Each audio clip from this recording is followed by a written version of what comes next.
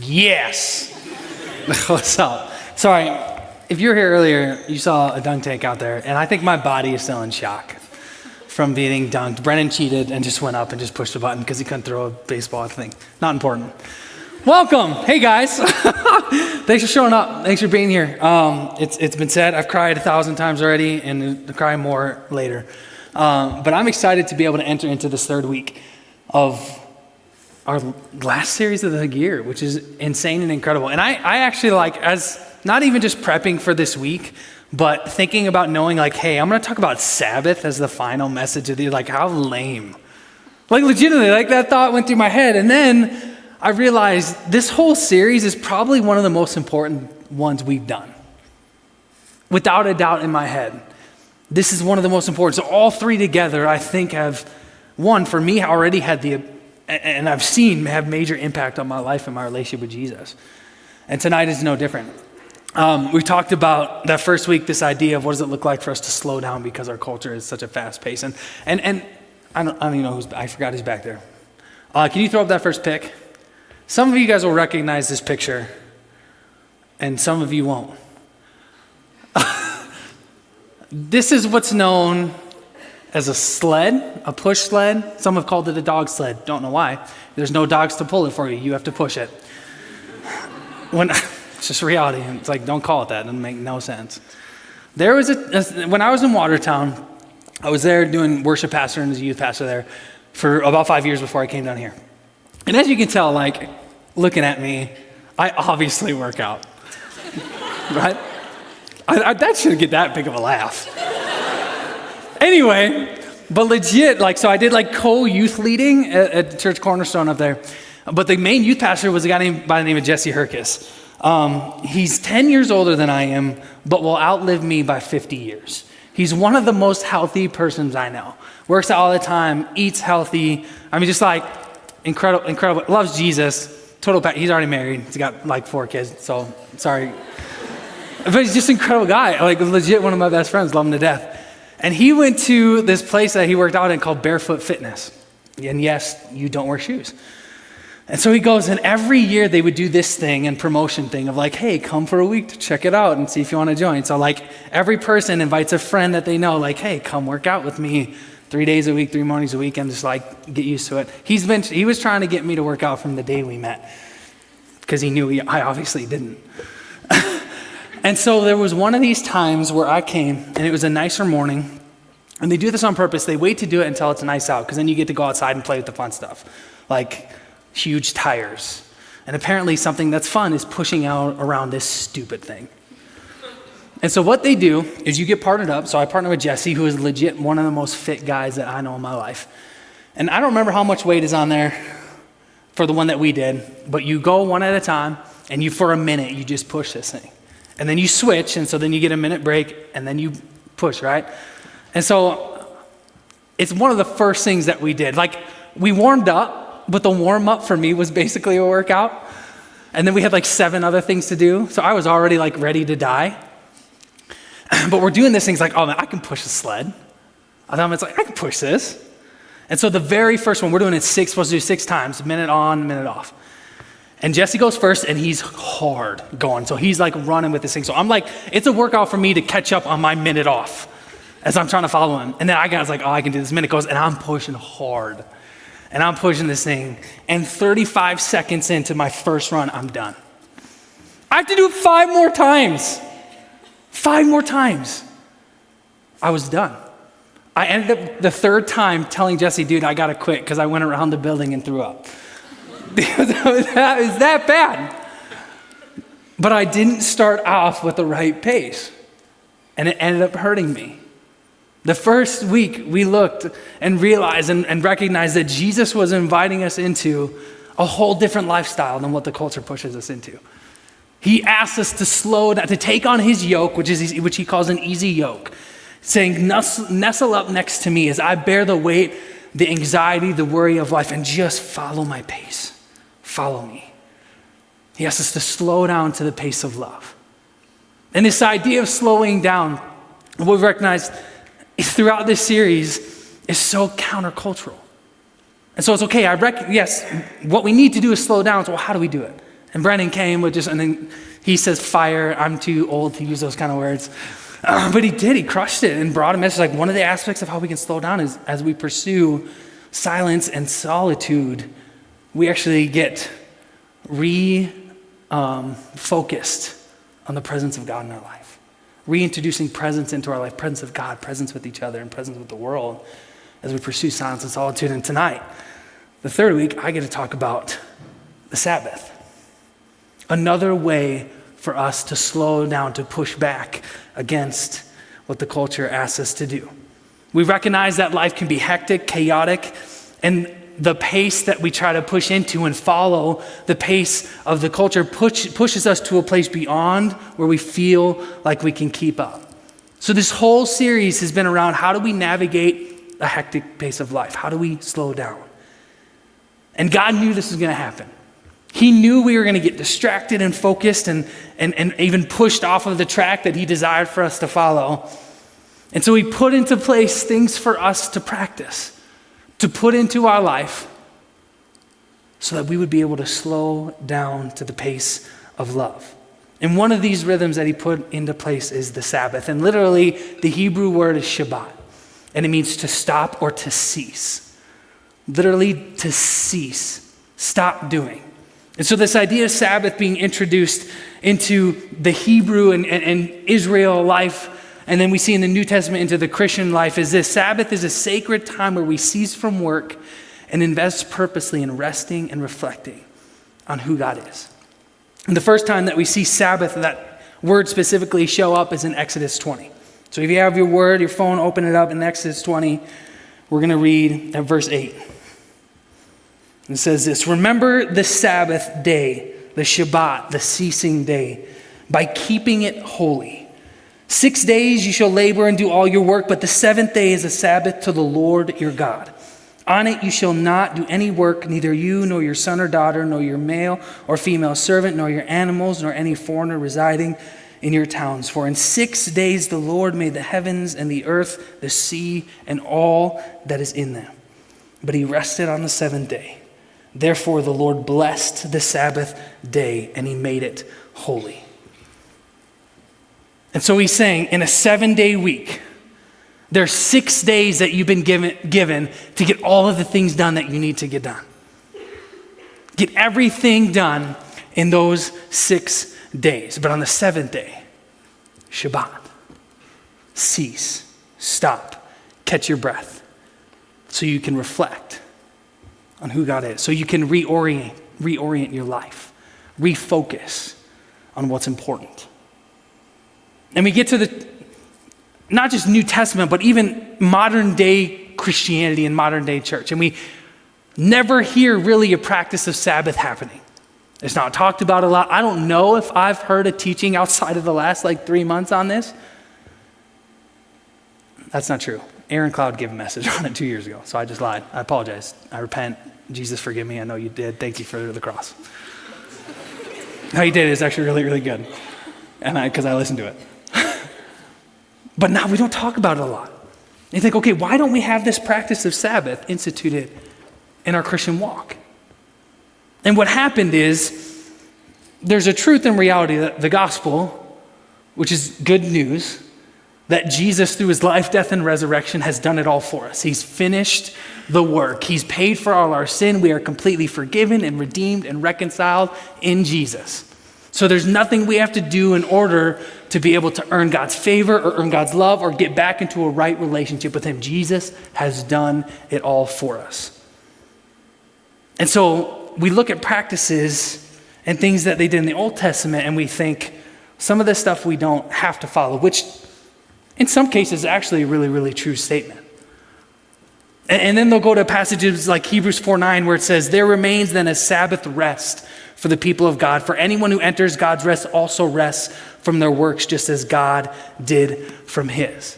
And what they say when we point to the scriptures is say, I don't have to practice a Sabbath to rest and to cease and to stop because I have a restful spirit, a Sabbath spirit, as the writer in Hebrews call it. But what's happened is I think we've misunderstood what the purpose of having a full day of stopping, of ceasing, of Shabbat. In the Old Testament, there are 3 different types of laws. There's ceremonial laws, which a lot of talk about what does it look like to be forgiven, what do you have to bring to sacrifice, different types of cleansings that you have to do based off a certain sin that you did. There are civil laws and how you react and live within each other, more of a governing law. And then there's moral law. And of the 3 laws in the Old Testament, of those 3 types of laws in the Old Testament, the moral law doesn't cease or stop. The moral law for us continues over into the New Testament. And the moral law, a lot of the moral law, is found in Exodus 20, which is where we have the first 10 commandments. But what we've done is we have not seen the Sabbath practice as a moral law. We've seen it more as a ceremonial law. We said, I don't need to practice that. And for some reason, it's the only one of the 10 that we exclude, which I think is a miss on us because we're missing out on a practice that helps us reorient, refocus, and prioritize what is really, really important. Now, there's a reality that a lot of different scholars would say that the Sabbath is not a binding law, means you don't have to keep it, which the reality is we don't have to keep any law. But there are things that God has asked us to do that point to us loving him better and loving others better, that he desires for us as followers of Jesus to push into. Sabbath is a day. It's not a metaphor. Yes, there's a reality that we experience a Sabbath rest in our spirit, like Hebrews said, because of what Jesus has done for us. But what Sabbath day does in practice, in a time period, is it allows us to pursue a spiritual discipline of Sabbath for formation and transformation by which we cultivate a restfulness throughout every day of the week. So it's use that 7th day, practice the Shabbat, practice the Sabbath, because what you're doing there is you're putting in a spiritual discipline that is actually going to help you in having a spirit of restfulness throughout the week. It's why the athlete practices to get ready for the big game. I wonder how ICSU's doing. They're playing right now, in case you didn't know. It's like training wheels on a bike. Man, my son, incredible. I mean, just super gentle kid, but also fearful. Like he doesn't want to get hurt, which makes sense. Who wants to get hurt? My daughter, but that's not important. Actually, yeah, she doesn't care if she gets hurt. She's fearless. My son is careful. Like he just pays attention. Like it wasn't intentionally jump off of the couch face forward like my daughter does. He is smart. It's just real, dude. My daughter is me. We're not very wise sometimes. But we just like last summer, we took the training wheels off his bike, and his bike is a little tall, but the training wheels got him used to being able to right pedal, to steer. And then you kind of, I don't know if you remember riding a bike and having training wheels, but you can like lift the training wheels up so that you have to actually learn more balance, but they still kind of help you. The training wheels for him were able to help him eventually, literally yesterday, even though I took him off last summer, ride his bike for the first time. But without the training wheels, he would have been too careful and too fearful to actually just get on the bike. The Sabbath day is a practice and a discipline that actually cultivates within us a spirit of restfulness that we have because of Jesus. And we can experience a spirit of restfulness all the other 6 days of the week. Because on a Sabbath day, we reorient, we refocus, and we prioritize on what's important. So whether it's a binding law or not, to me, is irrelevant. Because here's the truth. By implementing a beautiful rhythm of Sabbath into our life, we can get the soul care necessary for us to remember our identity, to refocus on God's purpose, and to refresh ourselves holistically. So again, whether it's a binding law or not, the reality is it's an incredible, beautiful practice that helps us remember who God says we are, reminds us of our purpose, and it refreshes and rests us holistically as a person, physically, emotionally, and spiritually. Here's what Sabbath is not. Sabbath is not doing nothing.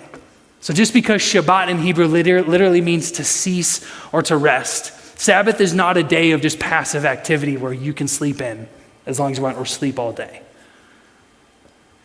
Or what a lot of us has done, and sometimes even including myself, a time to binge Netflix or scroll through social media. That's not really a Sabbath.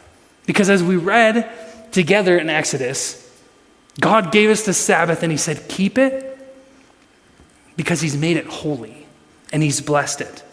The Sabbath is a sacred moment when we cease from the normal rhythms of life because it's holy. And holy immediately tells us that it's set apart for a specific purpose. We are to intentionally reflect on who God is and pursue purposely spiritual growth. The rhythms and pace of Jesus. And Sabbath helps us do this. So we're going to go through 4 different aspects of what Sabbath is, what it looks like, how to do it. And these 4 words, and they're our words, have been a combination of readings from John Mark Comer, teachings and talking with our development pastor here, Aaron Cloud. And as I've tried to implement a Sabbath rest and rhythm into my life, I have found freedom that has legitimately transformed and formed me into becoming more like Jesus.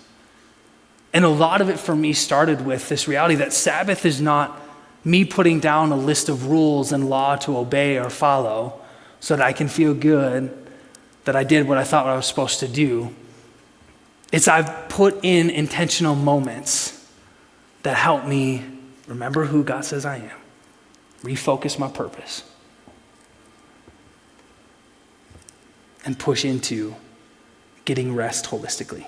So the first aspect of Sabbath is we Sabbath at rest. And what's really, really beautiful about this for me is there's a couple of different ways I want to talk about how we can do this and what it looks like to push into rest. First, we follow God's example. You follow God's example when pursuing rest. You know those times in those moments, like, and this is a classic like pastoral saying that we'll have around the church here even, is we'll say, okay, we want to do things, we want to teach things to our people, we want to teach leaders, and we have ministry team, and then even to you guys, we want to do teaching, we want to do it well, but we also need to live in a way that you guys are actually also catching what we're doing. And so the first time, yes, Sabbath is talked about in Scripture is Exodus 20, but going all the way back to the beginning of the world, God put it into play and put it into a way that he wanted us to catch it first. Before he even mentions the word Sabbath, he puts in a rhythm of how life is supposed to go for us because he wants us to catch it. And so we're going to go back into Genesis, chapter 1, and then going right into a little bit of chapter 2, and it says this. So God created mankind in his own image. In the image of God, he created them, male and female, he created them. Now remember, this is Sabbath at rest. And so God looked, this is the 6th day of creation. God blessed them, and he said to them, be fruitful, increase in number. Amen. Fill the earth and subdue it. Rule over the fish in the sea and birds in the sky and over every living creature that moves on the ground. I'm going to say this a lot, but this is so good for me and everyone. At Oasis, we recognize, and you guys have heard me say this, that college students and young adults, every single one of us, but more so in this season of life, we are looking for identity and acceptance and purpose. And what we have at the beginning of time is God showering identity, acceptance, and purpose as he creates mankind. Made in the image of God, identity. Be fruitful, increase in number, purpose. Verse 29 says, then God said, I give you every seed-bearing plant on the face of the whole earth, and every tree that has fruit with seed in it. They will be yours for food, and to all the beasts of the earth and all the birds in the sky and all the creatures that move along the ground, everything that has breath of life in it, I give every green plant for food. And it was so. And God saw all that he had made, and it was very good. Acceptance. He said he created mankind in his image, identity. He gave them a purpose. Be fruitful, multiply. Steward well creation. And he looked at it and said, you're good. Meaning I desire you. I created you to be in a relationship with me. Acceptance. worth, meaning, all right there in the very first book of the Bible. And there was evening and there was morning, and it was the sixth day. So created, showers identity, acceptance, and purpose on them. And it says, thus the heavens and the earth were completed in all their vast array. And by the seventh day, God had finished the work he had been doing. So on the seventh day, he rested from all his work. Then God blessed the seventh day and made it holy. Sound familiar? Because on it, he rested from all the work of creating that he had done. Doesn't talk about Sabbath, this Shabbat, this to cease. But he wants humanity and humankind to catch this beautiful reality and rhythm of rest and work. Before he gives a teaching of keeping the Sabbath because it's holy, we see that the seventh day is holy, and the first full day of mankind is a day of rest. It's a day of just being, of sitting in the presence of God. Before they go fill the earth and multiply, before they steward creation, they know what they're supposed to do. They've been given it. God created a seventh day to rest and to be. That's so beautiful. We are meant to fulfill God's purposes for us from a state of holistic rest. So we follow God's example as he worked. He didn't need to rest. He's all powerful. He didn't get tired. God didn't get tired. But he did it so we would know the importance of keeping the seventh day holy. So we follow God's example with Sabbath at rest. And the second one that we can do this, that we push into Sabbath at rest, is we need to cultivate a reliance on Jesus and break off any selfish inclination. I'm not going to that one right yet. Sorry, that's my fault. That's on me. I said second. That's not your fault. That's me. That's my bad. But the second way that we actually follow the Sabbath at rest is cultivating a desire for Jesus. And it's recognizing that as I cultivate and take time to have a reliance on Christ, I break off any selfish inclination. So it's not about filling a seventh day full of what I want to do in my desire, of pursuing things that I think are good for me. It's saying, Jesus, no, teach me how to have rest, spiritually, emotionally, physically. What does that look like? Because when we have a seventh day and try to keep it holy, we need to prioritize Jesus. But what we tend to do, and what even in the church we've done, is we've pushed after our desires so much that it's led us to overwork and under-worship. It's not allowed us to actually get the rest that God desired for us to have, because we followed our own, more so our own personal desires that we wanted to do on a seventh day. We didn't pray through it. I didn't give the day to the Father. I didn't ask specific questions that I'm going to ask at the end of the message for you guys to think through. We'll get there. But we need to cultivate a reliance on Jesus that breaks off our selfish inclination. Second one, Sabbath in remembrance. Exodus 31, I'm going to start at 16, says this, says the Israelites are to observe the Sabbath, celebrating it for the generations to come as a lasting covenant.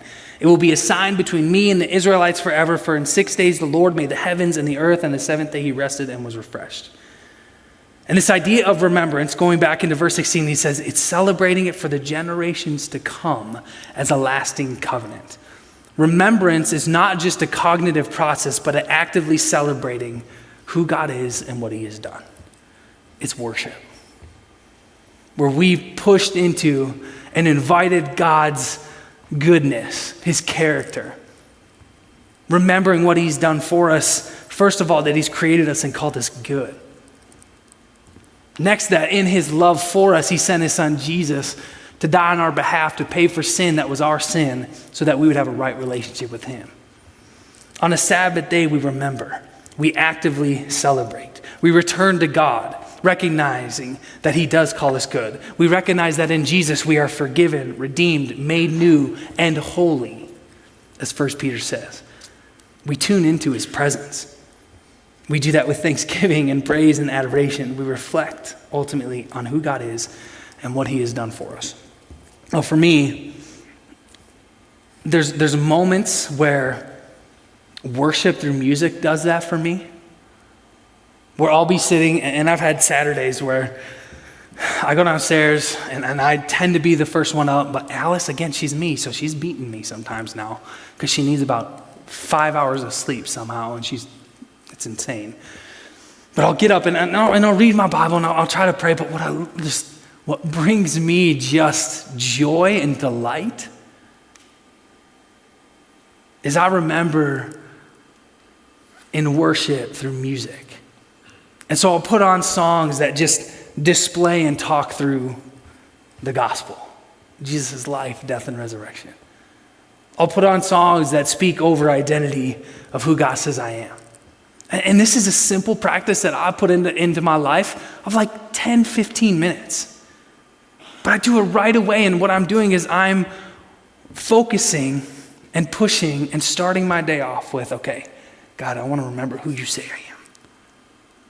I want to prioritize and remember the purposes that you have called me to. And it's in those moments as I'm listening to the music and as Alice and I are screaming at the TV, singing along, where we're able to recognize and remember who God is and what he's done. It's not just a cognitive process where I think through, this is what God has done for me. It's I actively celebrate who he is and what he's done. The third one is Sabbath as resistance. This one might be one of my favorites. There's a book by Walter Brueggemann called Sabbath as Resistance. And he gives this basic idea that to do a Sabbath, to take a seventh day out of our week, goes such against culture that it's a resistance to how they expect us to live our life. Right? Because at culture's pace, and even with enough time, we can accomplish almost anything. If I put enough hours in, if I put enough resources in, I can get almost anything I desire or want to have accomplished. We spend all of our time trying to find identity, acceptance, and purpose. And in that, we do it at a pace that the culture has told us we have to do it at. And here's what I mean by that. It's not just pushing into how fast or how much work. We're trying to find identity, purpose, and acceptance in creation and not the creator. And so to have a Sabbath as resistance is to recognize that we weren't designed to run at a pace that runs after the things of this world where every other person is trying to find identity, acceptance, and purpose outside of Jesus. And as we recognize that we weren't designed to run at that pace, I think that when we rest as Sabbath, when we remember in Sabbath, it gives us a reorientation and refocus, like I said, of what God has for us. And the culture has recognized that we're going too fast. Like that's the truth. And so they've tried to implement this thing, which is not always bad, called self-care. But the culture's idea of self-care is how can I, in my own strength and energy, take care of myself and cultivate health in my own life? It's pushing back already against what I talked about of what it looks like to rest as Sabbath. It says, how do I find rest? How do I need to take care of myself? Self-care isn't bad. It's not bad. But when I pursue self-care in my own desires and in my own strength, what ends up happening is we get unhealthy relationships with, again, creation, with hobbies, with people in relationships, unhealthy relationships with food, unhealthy relationships with drinking, unhealthy habits. Because what we're doing is not soul care. When we take a day and when we try to pursue rest and self-care the way culture has asked us to and pointed us to, what we're doing is soul numbing. And so we scroll through social media for hours. We binge watch a ton of TV. And I'm not saying watching Netflix is bad. Dude, I watch Netflix. But how easy is it to get caught up in 2, 3, 4, 5, 6, 18 episodes of The Office? That happened once. Watched an entire season of The Office and I didn't even know I watched the season, just the day it was gone. And I thought it was restful because I didn't do anything. Sabbath as resistance pushes back holistically on trying to provide for myself health holistically. Health physically, health spiritually, health emotionally, health relationally. And Sabbath as resistance prioritizes Jesus.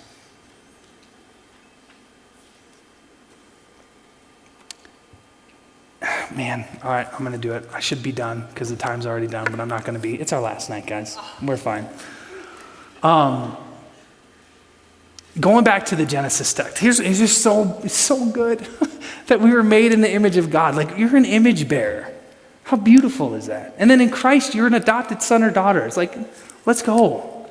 That's so good. But as an image bearer, and I think our 21st century world, what we think of an image, right, is a picture. Or even like a mirror, it's the reflection back, which is a true aspect of interpreting an image bearer, that we were made in the image of God. Like, we're made in the image of God, we're relational people.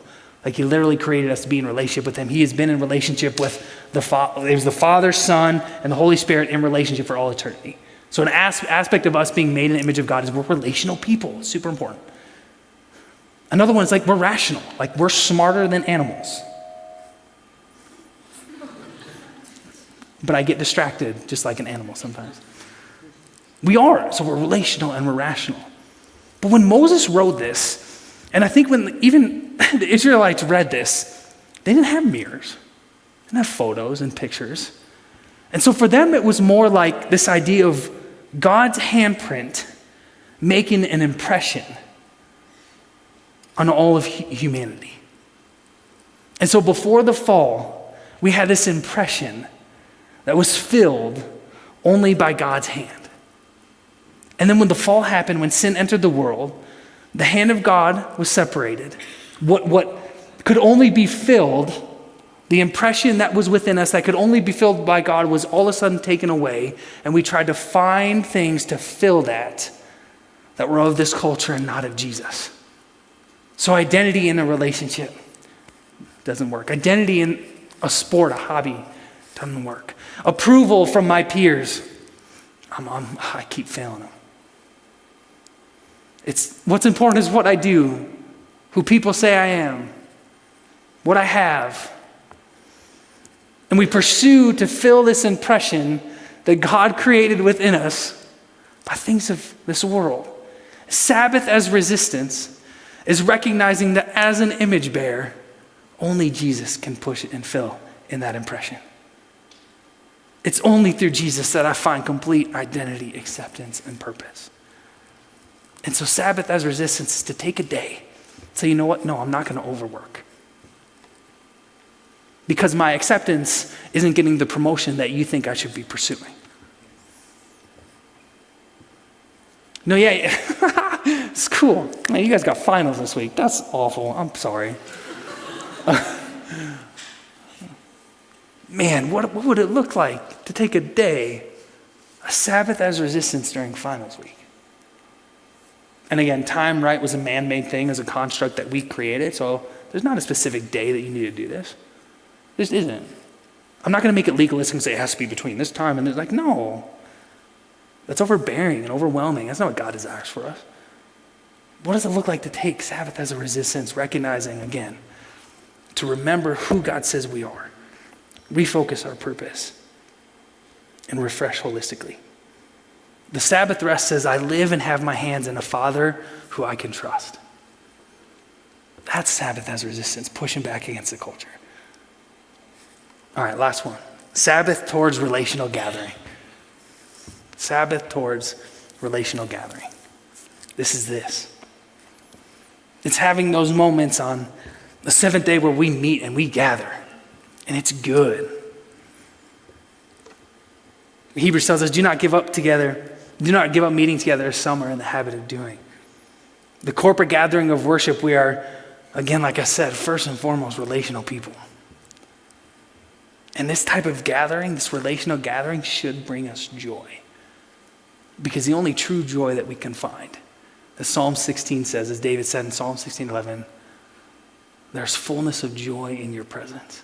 And when we're in God's presence, we get that joy. And then there's something just bigger and greater when we're together, experiencing the Father's goodness. So we Sabbath in rest. We Sabbath in remembrance and worship. Sabbath as resistance against the culture's ways of trying to live a life of fast pace, and Sabbath towards relational gathering. And I don't want you to think, all right, well, I got to do all these things and press into this. Well, like I have to have a day, I'm going to have this 20. Take small steps to pursue this. Because this isn't a legalistic giving you certain laws and things that you have to do in order to like think you're doing well as a follower of Jesus. This is a practice and a spiritual discipline that we can implement into our life that puts us back on the right path. And he's saying, I want you to do this every week because it's easy to get distracted. It's easy to lose focus. And so I'm gonna have the worship team come up. And I'm gonna talk a little bit more, which a little could be 10 minutes, so whatever. God's good. But I'm gonna go through a couple different things, and then I'm gonna ask you 4 questions that I want you just to kind of mull over. And they're not gonna be on the screen, so I'm gonna ask them, and I want you to write one down. And say, all right, in order to start implementing a 7th day, a Sabbath rest, a ceasing, I want you to focus and try to ask this one question to yourself, one of the 4, whichever one you want. Before I get there, I need to say this. At its heart, Sabbath is a life-affirming rhythm of joy, gratitude, laughter, wonder, and delight. I'm going to say that again. At its heart, Sabbath is a life-affirming rhythm of joy, gratitude, laughter, wonder, and delight.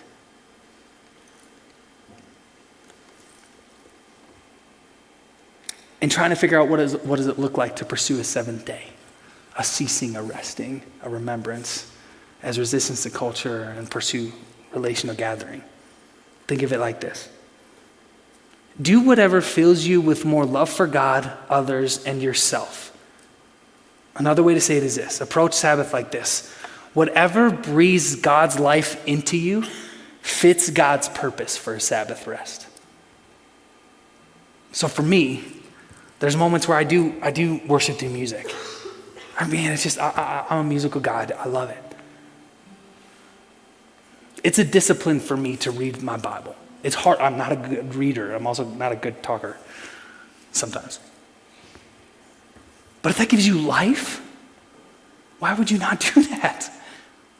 I'm also an extrovert. So I actually get rest by being with a ton of people. Like I get energy from being with you guys. I just do. And as I've been married for nearly 11 years, I've noticed that like some of the most rest I get is yes, being with people and being with people that I love to. I enjoy conversation and we encourage one another is good, but like also just hanging out with my wife. Or for some reason, I somehow get rest making salsa. I'm not kidding. I made 2 batches of salsa yesterday. It was awesome. I was like, this is great. Because like, I think it tastes good. I really like salsa. But like it brought me, like I delighted in it. It was good. And it's like, all right, Jesus, thank you for salsa. And I'm serious. But we implement things and it's like, in that that's weird, right? And that can seem really selfish. It's like, oh, I just want to do things that I think I'm supposed to do. But in reality, it's like what I've done is I've recognized, okay, what actually gives me physical, spiritual, emotional, holistic rest? And it is being with people, having encouraging conversations, screwing around and having fun and playing board games and like getting dunked in a dunk tank. I'm not going to do that every week, but like there's just moments where we can have fun and there's delight in that. So what fills you? What breathes God's life, his joy, his peace into you? That is God's purpose for a Sabbath rest for you. Because when we practice a rhythm of Sabbath restfulness, we inhale rest, joy, and delight, and we exhale tension, worry, and grief. Don't fill up a seventh day. I mean, man, think if you had one day a week where you didn't experience worry, tension, or grief, at least from your own, intentions. Where you didn't fill your schedule up with things that brought you worry, that created tension in your life. Where you actually just exhaled that stuff out. So 4 questions, and you can go ahead and start playing a little bit. 4 questions, just pick one. They're not on the screen. Just grab one, write it down, think through it. Take some time. What does it look like to implement a rhythm of Sabbath into your life? Remembering identity, refreshing, getting refreshed holistically, renewed, and refocusing on God's purpose. And all of these questions under the foundation and reality that I've surrendered this to Jesus first. First one. Not even questions, they're more statements. This first one. Do that which fills you with joy and delight. Another way that I like to ask this, and I've had a lot of conversations with people, is what's the thing about your relationship with Jesus that you don't want to stop doing? Do that. Make that be a practice on the 7th day. Do that which leaves you refreshed and renewed emotionally. And some of this stuff, guys, is knowing yourself. Do you know what brings you that refreshment, that renewal? Do that which promotes peace of mind, body, and spirit.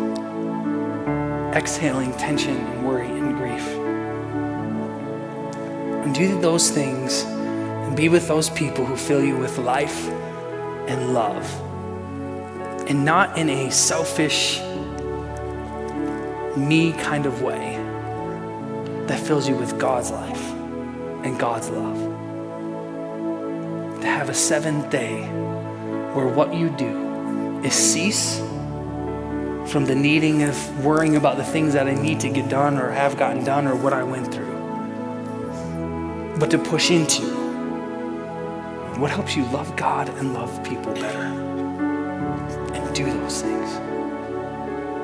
Sabbath as rest, in remembrance as resistance, and towards relational gathering. Pick one of those 4 statements and just take a couple seconds and just think about that. What does it look like to be filled with God's life? Things that will help you love Him more and love people more.